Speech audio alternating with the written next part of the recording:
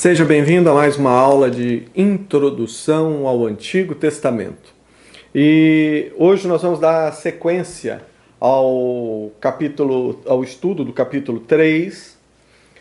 Na aula passada nós examinamos o texto até a primeira parte, até ali o versículo 12.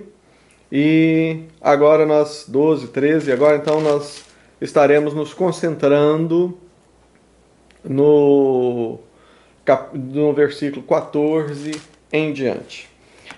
Apenas uma breve recapitulação para que você possa entender e compreender aqui bem o assunto, né, o tema que nós vamos estar tratando nesta aula.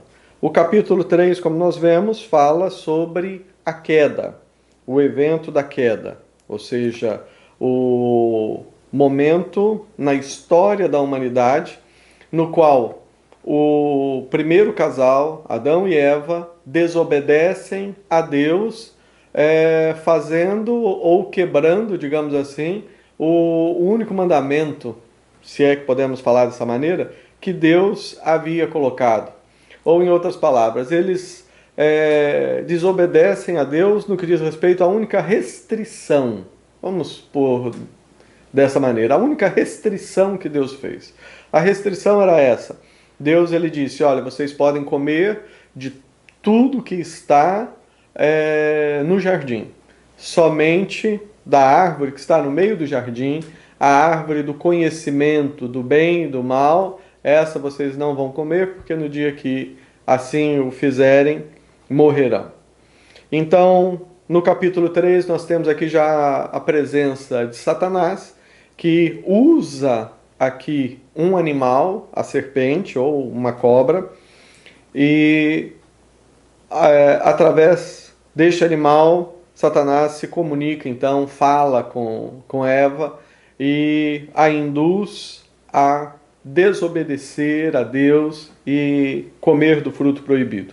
É sempre bom repetir que aqui nós não estamos lendo um texto figurativo, onde o fruto significa uma coisa, a árvore significa outra. Não, nós estamos lendo um texto histórico que fala de um jardim histórico de verdade, um jardim onde tinha plantas, flores e tudo mais, animais, e no meio desse jardim tinha uma árvore, e essa árvore produzia uma fruta, que não tinha nada de mágico e místico dentro desta fruta, não havia magia ali. Era, como eu disse na aula passada, talvez a fruta mais sem graça, sem sabor que existia no jardim. Mas ela estava ali apenas para que o homem fosse realmente livre. Ou seja, Deus não obrigou o homem, o ser humano, Adão e Eva, a permanecerem por todo o tempo, quer queiram, quer não quisessem, permanecessem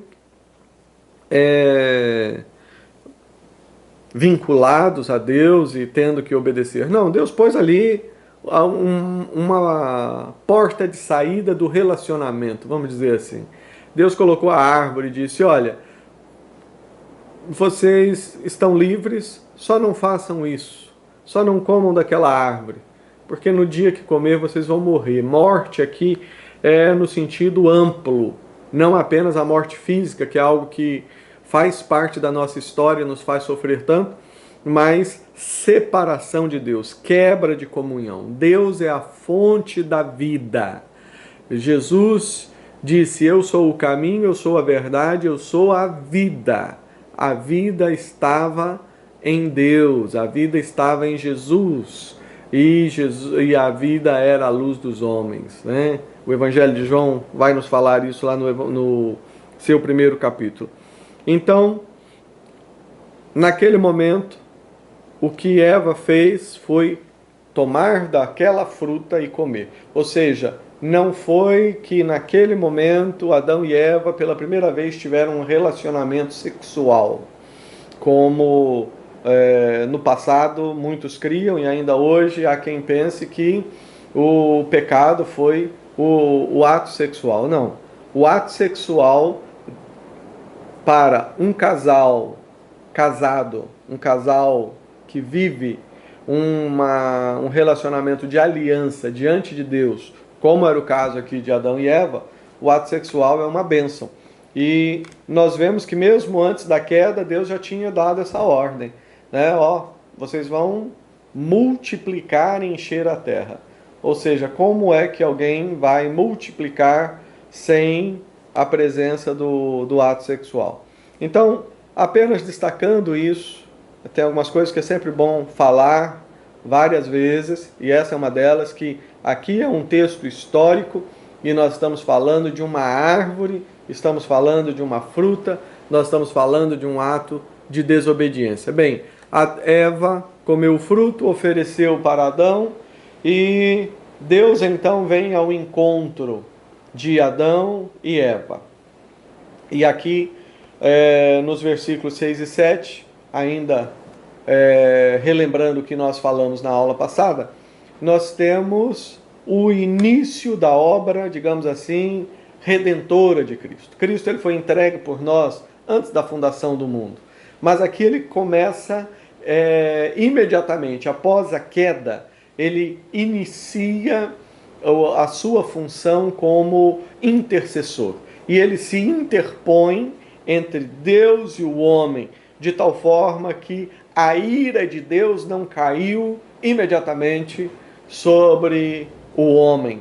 Essa era a expectativa de Satanás, porque foi exatamente isso que aconteceu quando ele e os anjos lá na esfera celestial, né, lá no céu, se rebelaram contra Deus. Eles se rebelaram e a ira de Deus veio sobre eles fulminante. E possivelmente era isso que o diabo estava esperando ver. Mas ao invés de ver um Deus cheio de ira vindo ao encontro do homem, o que nós vemos aqui é Deus vindo com um tom de voz de amor, perguntando ao homem: Adão, onde estás? Onde estás? E Deus então começa aquela conversa e pergunta, começa a conversar com eles. Adão responde: olha, eu ouvi, versículo 10, eu ouvi a tua voz no jardim, porque eu estava nu, tive medo, me escondi. Perguntou-lhe Deus: quem te fez saber que estavas nu? Comeste da árvore que te ordenei que não comesses? Olha só que o que nós temos aqui é a manifestação de um Deus de amor. As pessoas às vezes leem esse texto como sendo, não, esse é o texto da maldição. Esse é aquele texto onde Deus chega e disciplina e fala. Mas se você fizer a leitura de uma forma adequada, de uma forma criteriosa, você vai ver que esse não é um texto de condenação. Esse é um texto redentivo. É um texto onde Deus, o Criador, que foi ofendido ali pelo pecado, ele vem para trazer um discurso de redenção. Quando ele começa a perguntar para o homem: onde você está, certo? Não é aquele tom maldoso, sarcástico, de um predador que está procurando a vítima e está querendo fazer com que ele fique ainda com mais medo ainda. Onde você está? Agora chegou a hora. Não é isso que a gente vê. A gente vê Deus chegando e perguntando: onde você está? Quem é que fez você saber que você estava nu? Você fez aquilo que eu disse que não era para fazer, você comeu da árvore. Veja só que Deus ele já sabia de todas as respostas. E Deus aqui ele não está assim como aquela pessoa ou aquele pai irado que quer espancar o filho e que começa com aquelas perguntas: olha, ou alguém, você fez aquilo que eu disse que não era para fazer, então agora você vai aguentar as consequências. Não é isso que o texto está falando. O texto está mostrando um Deus de amor, um Deus que está tratando um homem pecador, caído, com amor, e está tratando com amor porque Jesus Cristo, antes da fundação do mundo, já foi entregue por ele. E então Deus agora, o que ele está fazendo nessa conversa com Adão? Ele está fazendo com que Adão e Eva comecem a processar na sua mente e no seu coração o ato que eles haviam cometido. Aqui Deus ele está conversando com eles, mas uma conversa de restauração, fazendo com que eles pensassem no que haviam feito. E é por isso que ele pergunta: você fez? Você comeu? E Adão então responde: olha, a mulher que o Senhor me deu como esposa, ela me deu o fruto e eu comi. Nós vemos aqui, primeiro, por que Deus pergunta a Adão, primeiramente, e não a Eva. Ele pergunta a Adão, porque Adão, aqui nesse momento, é o nosso mediador, é o mediador da aliança diante de Deus, é uma tipologia de Cristo. Ao longo das Escrituras, nós vamos encontrar outras pessoas nessa função. Adão era o responsável. E Deus então conversa com Adão e pergunta a ele, né? O que foi isso? Por que você fez isso? E Adão mostra nesse momento já os sinais da queda e do problema. Adão, ele demonstra total quebra de comunhão com Deus, no sentido de culpar Deus, porque ele também tem a sua comunhão quebrada com a esposa. Eva, né, que estava aquele casal tão bonito, romântico, naquele lugar tão bonito lá, de repente Adão já põe a culpa nela. Ó, a culpa é da Eva, que o Senhor me deu. Como quem diz, eu estava aqui tranquilo, só cuidando dos bichos e tudo mais, e o Senhor trouxe essa mulher aqui. Veja só o problema do coração do homem no seu estado de pecado. Ele perde a comunhão com Deus e perde também a comunhão com a sua metade, né, a sua esposa. Deus pergunta também para Eva. E aqui, eu estou repetindo aqui porque nós temos uma sequência. Deus ele fala com Adão, ele fala com Eva e ele fala com a serpente. E na mesma sequência, seguindo aqui a estrutura da poesia hebraica, né, da literatura hebraica, Deus ele fala novamente com Eva e finalmente com Adão. Então é Adão, Eva, serpente, serpente, Eva e Adão. E Deus então pergunta para a serpente, ou melhor, pergunta para Eva, né? Disse o Senhor à mulher: que é isso que você fez, que fizeste? E Eva responde: a serpente me enganou e eu comi. Em outras palavras, ela também está, ainda que as suas palavras tenham sido diferentes, ela também faz a mesma coisa que Adão. Ela põe a culpa em Deus. Por que ela põe a culpa em Deus? Porque ela fala: foi a serpente que me enganou. Quem que criou a serpente? Ou a cobra, né? Que, como nós falamos na aula passada, era uma cobra, ela não estava vendo um anjo ou alguma coisa diferente, ou seja, Satanás tinha incorporado, vamos usar essa expressão, tinha incorporado na serpente e estava falando. Então Eva descreve para Deus o fato a partir daquilo que ela enxergou. E o que ela tinha visto foi uma cobra falante, uma serpente que falou com ela. E ela falou: olha, essa serpente, ela me enganou, em outras palavras. O Senhor criou o problema. Ou seja, ela coloca em Deus a culpa. E também, quando ela responsabiliza a serpente, o que Eva está fazendo é também mostrando que agora a comunhão do homem com o ambiente, com a criação, havia experimentado uma ruptura, uma quebra. Veja bem que até agora Deus ele só está perguntando, ele só está conversando. E então, versículo 14, então o Senhor Deus disse à serpente. Visto que isto fizeste, maldita és entre todos os animais domésticos e entre todos os animais selváticos, rastejarás sobre o teu ventre e comerás o pó todos os dias da tua vida. Porém, inimizade entre ti e a mulher, entre a tua descendência e o seu descendente, e este te ferirá a cabeça, e tu lhe ferirás o calcanhar. Precisamos entender algumas coisas sobre esse texto, para que você consiga compreender a própria Bíblia e entender aquilo que está passando aqui. Primeiro fato, você percebe que Deus, quando ele se dirige a Adão, ele pergunta: Adão, por que você fez isso? Ó, Eva, por quê? Agora, quando ele se dirige à serpente, ele não faz uma pergunta: ó, serpente, por que você fez? Não. Deus, ele já traz uma palavra de condenação, certo?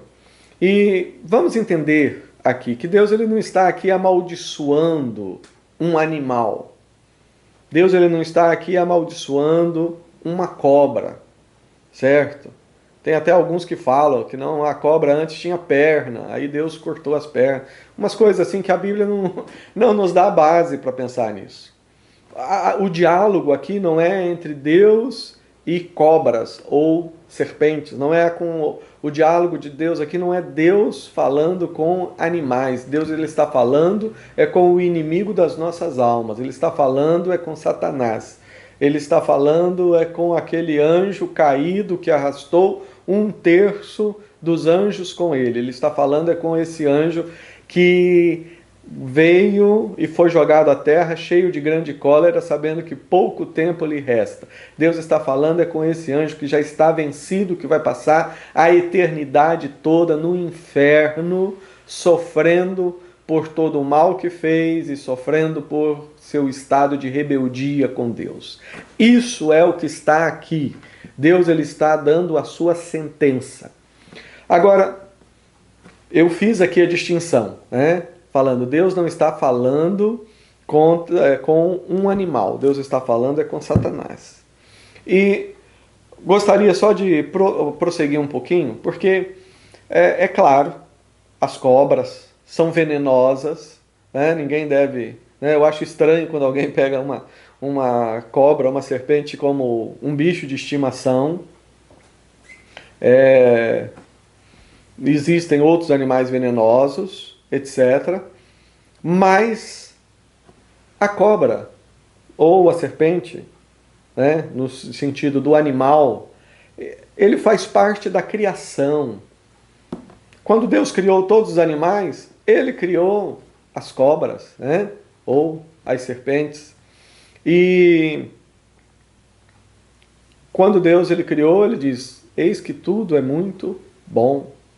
Quando nós olhamos a própria Bíblia, nós temos, e eu não vou gastar muito tempo com isso, mas eu gostaria de citar apenas um texto. Na verdade são dois, mas ele se resume em um.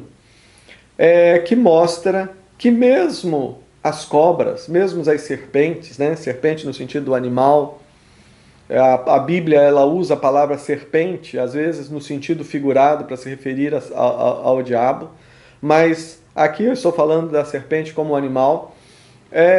Mesmo elas, o animal, foi alvo da obra da redenção de Cristo. Na arca de Noé estavam presentes as cobras. Tinha um lugar lá, um compartimento lá na arca de Noé, onde estava lá várias espécies de cobras. Como que eu posso dizer isso? É simples, se elas não estivessem lá, elas não estariam aqui, porque todas elas foram, todos os animais que existem hoje, eles foram salvos na arca de Noé. Então mostra que o Senhor é Senhor delas também. Existe uma passagem que você conhece bem, talvez você não prestou atenção na passagem, mas você conhece bem, na qual uma serpente, ela é usada para simbolizar a pessoa de Jesus Cristo. Exatamente, certo? Ou seja, Deus, ele é o Deus de toda a terra. Deus, ele é o Senhor de tudo. E até mesmo uma cobra foi usada para representar a pessoa de Cristo. Lembra daquele momento quando Deus, Jesus Cristo, melhor dizendo, ele está conversando com Nicodemos, João, Evangelho de João, capítulo 3, e Nicodemos começa a falar sobre o novo nascimento e tudo mais, e Jesus ele disse, olha, da mesma forma como Moisés levantou a serpente no deserto, assim importa que o Filho do Homem seja levantado, e todo aquele que nele crê será salvo. Né? Basicamente esta mensagem que nós temos ali. Quando foi que Moisés levantou a serpente no deserto? Isso é uma outra passagem que você vai ver lá no Êxodo, quando o povo se rebelou contra Deus e como castigo Deus mandou uma peste, uma infestação de serpentes do deserto que vinham e picavam as pessoas. A Bíblia fala que eram serpentes abrasadoras, né? Ou seja, ou porque elas brilhavam quando o sol batia nelas, ou porque doía demais, né? Era algo que ardia, queimava quando elas picavam. E diz o texto que muitas pessoas morreram, e Moisés então foi interceder a Deus. E Deus deu a seguinte ordem, falando, Moisés, você vai pegar vai fazer uma serpente de bronze. Vai pegar o metal e vai fazer uma serpente de bronze. Vai colocar ela numa haste, numa estaca, e vai fincar lá no meio do arraial, lá no meio do acampamento. E toda vez que alguém for picado por uma serpente, basta olhar para aquela serpente, né, de bronze, e essa pessoa vai ser curada. E Moisés fez exatamente o que Deus mandou. Novamente, não é aqui uma questão de magia, que aquela serpente de bronze tinha alguma coisa. Não, é simplesmente fé em Deus. É simplesmente fé naquilo que Deus ordena. E Deus ordenou que deveria ser feito dessa maneira. Moisés obedeceu a Deus. Fez aquela serpente de bronze, fincou, né, colocou ela lá no meio do acampamento. E diz a Bíblia que todo mundo, quando era picado pela serpente, olhava para aquela de bronze e era... Aquela serpente de bronze ali, construída por Moisés, de acordo com a orientação de Deus, representava a pessoa de Jesus. E quem nos fala isso é o próprio Jesus, quando ele fala com Nicodemos e diz, do mesmo jeito que Moisés pegou aquela serpente, colocou ela numa estaca lá no meio do acampamento, da mesma forma, o Filho do Homem, ou seja, Jesus Cristo, vai ser também colocado numa estaca, vai ser colocado numa cruz. E aqueles que olham para Jesus, o Filho de Deus, que foi cravado numa cruz por amor de nós, todos aqueles que olham para Jesus recebem também salvação e cura para as suas vidas. Apenas uma informação, né? Como sempre, o povo pegou aquela serpente de bronze e, ao invés de adorar o Criador, começou a adorar a serpente. E creio que foi na época lá do rei Ezequias, gosto desse nome, lá do rei Ezequias, que ele destruiu a serpente, né? Que eles chamavam de Neusatã, né? Uma coisa assim. Mas qual que é o ponto dessa história? É o ponto para mostrar que Satanás ele não é dono de nada, nem mesmo da serpente, das cobras. Todas as serpentes e cobras que tem por aí, e animais e insetos pertencem a Deus. A obra de redenção de Jesus atende a todos, e todos vão ser restaurados, purificados, transformados no novo céu e na nova terra. Certo?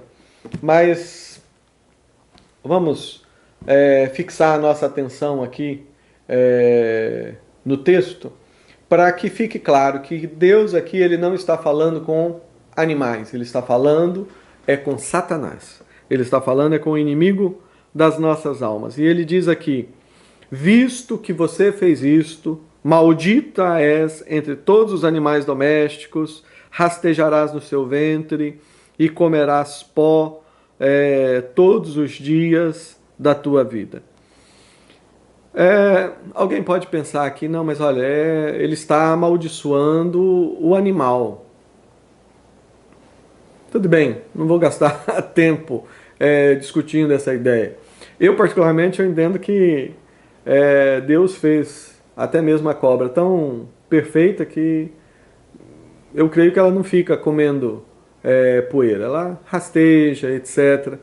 Mas eu, quando leio esse texto, eu penso mais naquilo que Deus está falando para o diabo, dizendo, ó, você vai comer pó, você vai rastejar todos os dias da sua vida, ou seja, toda a sua existência, você vai se rastejar. E eu pergunto, quem é que rasteja? Quem é que come pó? É o derrotado.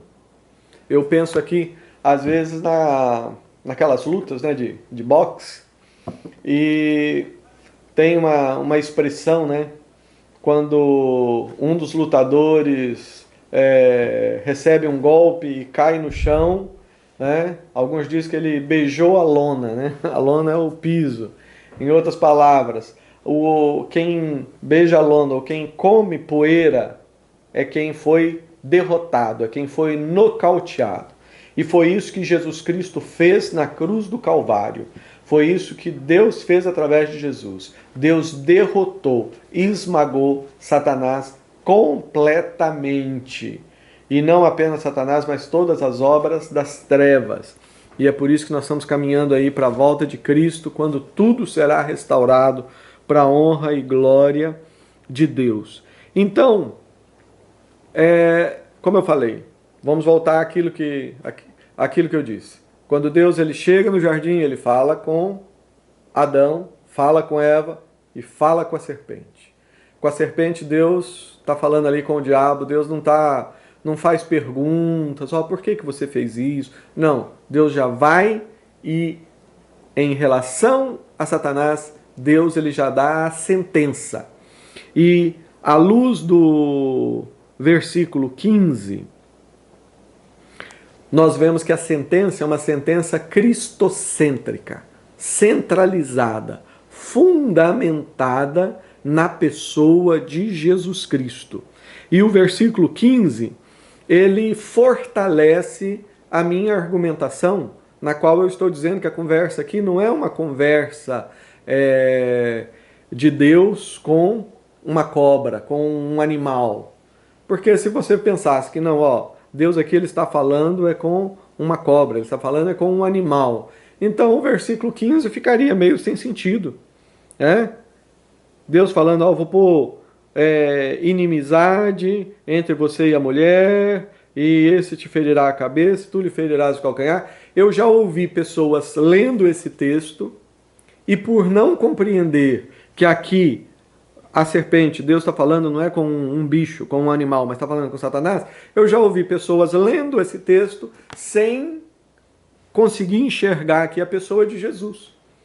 Eu escutei alguém falando, olha, então é por isso que todo mundo tem medo das cobras, né? E ela vem e morde o calcanhar e a pessoa pisa em cima dela. É um absurdo. É um absurdo. Esse texto, Deus ele está prometendo, pela primeira vez, nós temos aqui uma promessa formal em relação à pessoa de Jesus Cristo. E Deus aqui, então, ele está falando, olha, eu porei inimizade entre a semente da mulher, né? Entre a mulher e a tua descendência. Porém, inimizade entre a tua descendência e o seu descendente, né? A descendência da serpente e o descendente, Cristo. E este vai ferir a sua cabeça e você vai ferir o calcanhar. Ou seja, por um tempo, no seu estado de humilhação, Jesus Cristo ele esteve sujeito à ação de Satanás. Ele teve, digamos, o seu calcanhar arranhado, né? Ou seja, tudo aquilo que aconteceu com Cristo na cruz, aqui é descrito como um arranhãozinho no calcanhar. Foi ferido no calcanhar, mas esse calcanhar, ao ser ferido, esmagou por completo, destruiu a cabeça da serpente. Satanás foi derrotado. Temos aqui um outro conceito que é a questão das duas linhagens. A linhagem de Deus, dos filhos da aliança, daqueles que fazem parte da família de Deus, e temos aqui também a linhagem daqueles que vivem agora como se fosse a família da serpente. Ou seja, a linhagem daquelas pessoas que permanecem num estado de inimizade contra Deus. Guarda na sua memória essa ideia das duas linhagens, os filhos da aliança e aqueles que vivem em rebeldia, porque isso vai nos auxiliar a compreender outro texto mais adiante. Então, veja que Deus ele não vai com fúria sobre Adão e Eva depois da queda, porque Jesus Cristo já está ali intercedendo. E agora, quando ele tem esse momento de diálogo com Adão e com Eva, esse diálogo é cristocêntrico. Agora, com isso em mente, vamos concluir aqui lendo, comentando, melhor dizendo, o que Deus fala com a mulher e o que Deus fala com Adão. E ao contrário do que muitas pessoas dizem, que nesse texto Deus ele está amaldiçoando a mulher. Deus está amaldiçoando o homem. Eu creio que nós podemos ler esse texto e ver que não, na verdade Deus está dando uma palavra abençoadora para a mulher. Deus está dando uma palavra abençoadora para o homem através de Cristo. E vamos compreender essa posição. Versículo 16. E a mulher, Deus disse: multiplicarei sobremodo os sofrimentos da tua gravidez. Em meio a dores darás à luz a filhos. Aí alguém fala, olha aqui, isso aqui é maldição. Isso aqui é maldição. Deus ele está falando aqui, eu vou multiplicar as dores. Vamos entender aqui. Vamos procurar imaginar um pouquinho o que se passou no coração e na mente de Eva depois que ela cometeu aquela loucura que foi tomar do fruto da árvore que estava no meio do jardim e dele comer. Antes do pecado, ela havia recebido promessas de Deus. Deus havia dito que ela seria mãe, que eles iriam multiplicar, que iria encher a terra. Por um momento, por um tempo, nós não sabemos quanto tempo, se foram dias, meses, mas durante um tempo ela esteve ali diante de Deus com todos aqueles planos, com todos aqueles sonhos na sua mente.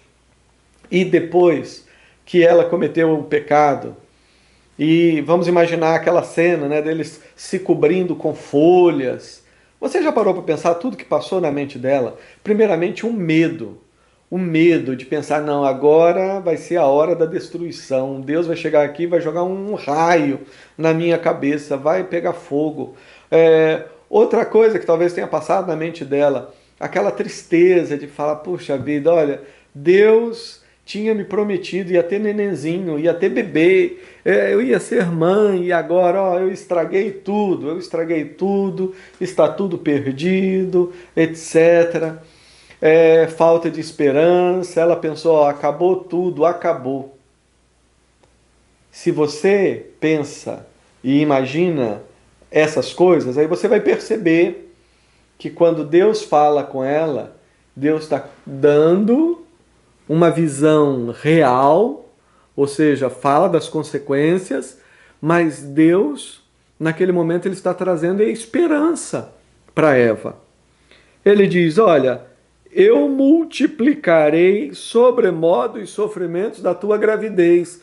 Ora, o que Deus está falando aqui? Ele está falando com Eva, aquela promessa de que você seria mãe e que teria nenenzinho e bebês e filhos, ó, meu plano continua, Eva. Isso é palavra de esperança. O que Deus diz? Olha, eu multiplicarei as dores do parto. E é interessante, né? Que o fato de falar que ele multiplicaria significa que mesmo antes do pecado haveria em alguma medida haveria dor no nascimento, né? Porque você não multiplica uma coisa que não existe, né? 1000 vezes zero é zero, 1000 vezes nada é nada. Então, quando Deus fala que, ó, eu vou multiplicar as dores, é porque mesmo antes da queda havia dor. Mas é possível nós entendermos aqui, e na sequência do texto, que o que Deus está falando aqui com Eva é o seguinte: Eva, no meu plano original, em comunhão comigo, a vida seria uma vida perfeita. Sem essa comunhão perfeita comigo, existem consequências, certo? Aquele que poupa, aquele que faz com que você não sinta dor, aquele que te envolve, te protege, é Deus. É como se Deus estivesse falando isso, sou eu. Agora, sem essa minha proteção, há consequências. Mas Deus ele está aqui falando, olha, é como se Deus estivesse falando, eu estou abençoando, certo? Não vai ser desgraça total, dor total e aniquilamento. Não. O plano continua, eu vou estar com você e você vai dar à luz filhos. E por que que Deus ele está fazendo promessas? É porque ele já anunciou antes disso. Lembra? Ele fala com Adão, fala com a mulher, se dirige a Satanás, a serpente, fala de Jesus Cristo, que esmagaria a cabeça da serpente, e daí então ele continua falando. Ele fala de futuro, ele fala de descendência, ele fala de dar à luz filhos, porque ele já anunciou Jesus Cristo. E isso é algo que você precisa entender na sua vida, tomar posse e anunciar para todo mundo. Que é através de Jesus Cristo que todas as consequências do pecado, do mal e do erro, elas são destruídas. Então, Deus, ele fala, ó, você dará à luz filhos. Então isso é palavra de bênção. Para alguém que estava lá escondido no meio do mato, achando que tudo já tinha acabado, Deus está falando, não, não acabou não. Há aqui a obra da redenção.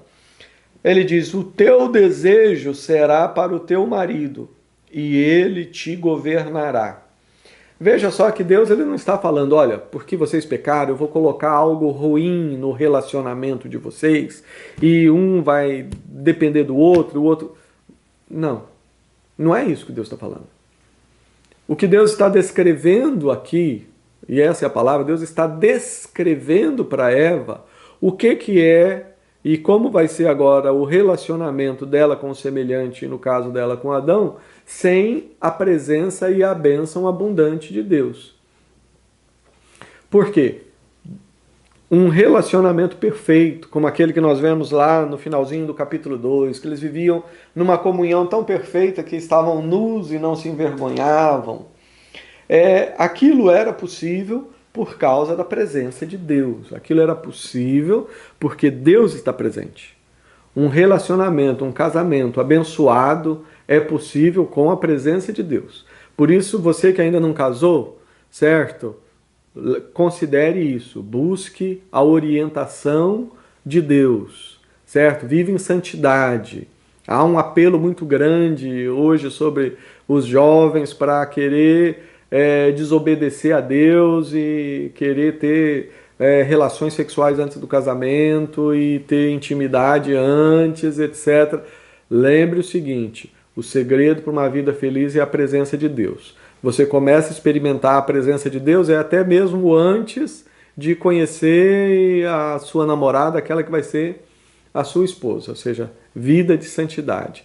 E para você que já é casado, lembre disso, o casamento ele só subsiste como uma bênção com a presença de Deus. Então Deus ele está aqui falando para Eva, Eva, ó, o plano era esse, era uma vida perfeita, mas agora, por conta do pecado, as coisas vão ficar mais difíceis.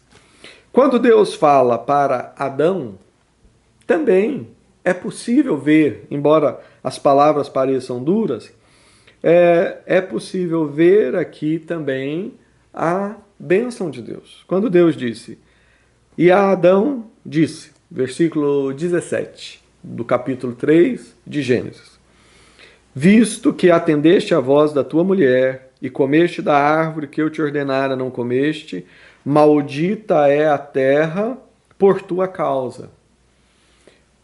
Aqui nós temos também o contexto da aliança. A aliança envolve bênção e envolve maldição. Adão aqui ele estava representando não só a raça humana, ele estava representando toda a criação. Então o que Deus está falando é o seguinte, Adão, por causa do seu pecado, por causa das suas atitudes, haverão consequências sobre toda a terra. A terra agora ela foi amaldiçoada por causa do seu pecado. Ou seja, a terra agora ela está sofrendo. E nós vamos ver Paulo escrevendo lá em Romanos dizendo que a terra, a criação, ela está gemendo por causa dos nossos pecados, aguardando a sua redenção. A redenção de Cristo é para toda a criação. Toda a criação vai ser restaurada, redimida para a honra e glória do Senhor. Mas o Senhor diz, é maldita por sua causa, mas em fadigas obterás dela o sustento durante os dias da tua vida. Veja só, tem muita gente preguiçosa que não gosta de trabalhar, que vê aqui como uma maldição. Olha aqui, Deus amaldiçoou, agora o homem tem que trabalhar. Trabalho não é maldição, trabalho é bênção. E Adão já trabalhava antes mesmo de pecar, porque quando Deus o criou, disse que ele deveria governar, cuidar, como um mordomo, cuidar da criação. Então, o trabalho já existia, mas era um trabalho prazeroso, gostoso, porque era um trabalho perfeito no mundo perfeito. E o que Deus está falando aqui é o seguinte, olha, Adão, a terra vai sofrer as consequências, mas você vai obter dela o sustento todos os dias da sua vida. Primeira palavra de bênção. Adão também, vamos imaginar, igual nós imaginamos Eva, vamos imaginar Adão.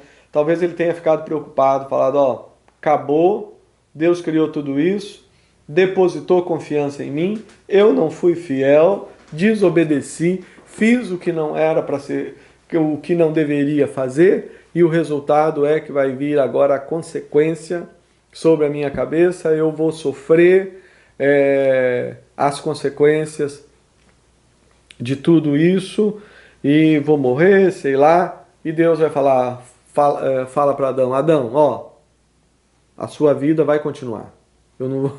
Ou seja, a morte, ela começou a fazer parte da história do ser humano. O ser humano, ele chega a uma certa idade e daí a pouco já começa o processo de envelhecimento. A gente já começa a se aproximar da morte física. Ou seja, se não fosse isso, nós seríamos jovens, que legal, seríamos jovens a eternidade inteira. E vai ser isso que vai acontecer. Eu creio, você pode crer diferente, mas eu creio que a eternidade nós estaremos jovens, ainda que a Bíblia fala de ancião, mas pensa num ancião jovem. O cabelinho pode estar branco, mas ele está jovem, inteiro. E Deus aqui, ele promete para Adão que durante os dias da vida dele, ele seria alimentado. É outra promessa, é outra bênção. Deus está falando, agora você vai ter que trabalhar e o trabalho vai ser mais difícil, mas a terra vai te dar o pão para você se alimentar. E por que Deus faz essa promessa? porque anteriormente ele já havia anunciado Jesus Cristo. Ele já havia dito que o descendente da mulher iria esmagar a cabeça da serpente. As consequências da queda são corrigidas, são restauradas através da obra da redenção de Cristo. E ele diz, olha, a terra vai produzir cardos, abrolhos, tu comerás a erva do campo, no suor do rosto comerás o teu pão, até que tornes a terra. Olha aqui, você pode ver aqui também uma palavra de bênção. Ele está falando, ó, o suor do rosto comerás, né? Ou seja, vai ter tudo isso, mas você vai ser alimentado, vou estar com você mesmo nesse período da história, que é esse período que nós estamos vivendo. Esse é um tempo abençoado. É um tempo onde nós podemos glorificar a Deus mesmo num contexto de queda. E podemos fazer isso como? Através de Jesus Cristo. Porque Jesus já veio, já esmagou a cabeça da serpente. E Jesus, ele não pega uma lista de coisas e põe na sua mão e fala, ó, agora você vai e se esforça para fazer. Jesus, ele fala, olha, eu quero viver dentro de você, né? Quando a gente fala do novo nascimento, receber Jesus na minha vida, é receber Jesus mesmo. Jesus começa a viver dentro da gente, através do Espírito Santo, e você se torna corpo vivo de Cristo, pedra viva que constrói esse templo, do qual Jesus é a pedra fundamental, você é o ramo da videira, Jesus é o tronco, etc. Quantas linguagens lindas. E Deus diz, pois dela foste formado, tu és pó, e ao pó tornarás. Então Deus, ele diz, olha, a consequência do pecado que eu anunciei, ela vai ocorrer. Deus disse, no dia que você comer, você vai morrer. Então a morte de separação imediata de Deus, a morte espiritual, a quebra da comunhão, essa foi imediata. Começou a ser restaurada através de Jesus. Mas a morte física também, Deus está falando, ó, não foi com um raio na sua cabeça agora. Mas você vai trabalhar, vai desenvolver o projeto que eu tenho para você, até que, então, você volte ao pó. Né? Porque tu és pó e ao pó tornarás. E deu o homem o nome de Eva, sua mulher, por ser a mãe de todos os seres humanos. Eva não é uma figura, uma lenda, não, certo? É uma mulher. Né? Adão não é uma lenda, é um homem, certo? E diz o texto, e fez o Senhor Deus vestimentas de peles para Adão e sua mulher, e os vestiu.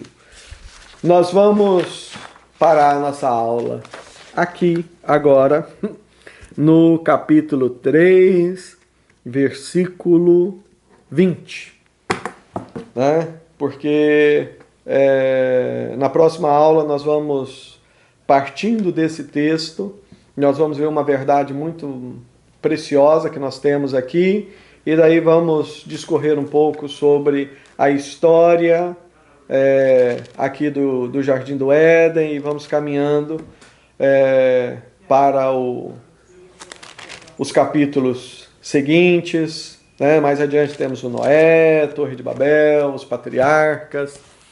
A minha oração e o meu desejo é que você, através dessa aula, né? Você percebeu que agora nós estamos, ainda que a gente fale sobre textos teológicos e fale sobre várias outras coisas, mas nós estamos aqui com a Bíblia, no passo a passo, para você poder entender a Bíblia, entender o amor de Deus, a obra de Cristo. E eu gostaria que você tivesse mais amor por esse livro. Como é que você demonstra amor por esse livro? Não é colocando ele debaixo do braço. Não, está perto do coração. Não, ele tem que estar perto do coração, mas como é que você mostra que ele está perto do coração? Quando ele está na cabeça. Ou seja, que você demonstre mais amor por esse livro, Bíblia, lendo, gastando tempo. Leia Gênesis, leia novamente, leia a palavra de Deus e converse com Deus e diga: Deus, me dê entendimento para compreender essas verdades maravilhosas. Senhor, nós agradecemos por essas aulas, agradecemos porque mesmo através de vídeos, nós podemos estar ministrando a corações em diferentes países, até os confins da terra, e nós pedimos, Pai, transforma isso em vida, e que muitas pessoas sejam abençoadas através de Jesus Cristo, que por amor de nós foi entregue, foi cravado numa cruz, e quando olhamos para Ele temos vida. Louvamos-te, Pai, por Jesus, porque através dele as consequências da queda, do pecado, são eliminadas. Nós temos a restauração, nós temos a redenção em Cristo Jesus. Abençoa, Pai, todos os alunos, todas as pessoas que estão tendo acesso a essa aula e estão assistindo esse vídeo. Que o Senhor, através do Espírito Santo, esteja falando a cada coração e produzindo os frutos que o Senhor deseja. Em nome de Jesus. Amém. Foi muito bom ter esse tempo com você. É sempre bom estar lendo a Bíblia. Vejo você na próxima aula de introdução ao Antigo Testamento. Que Deus o abençoe.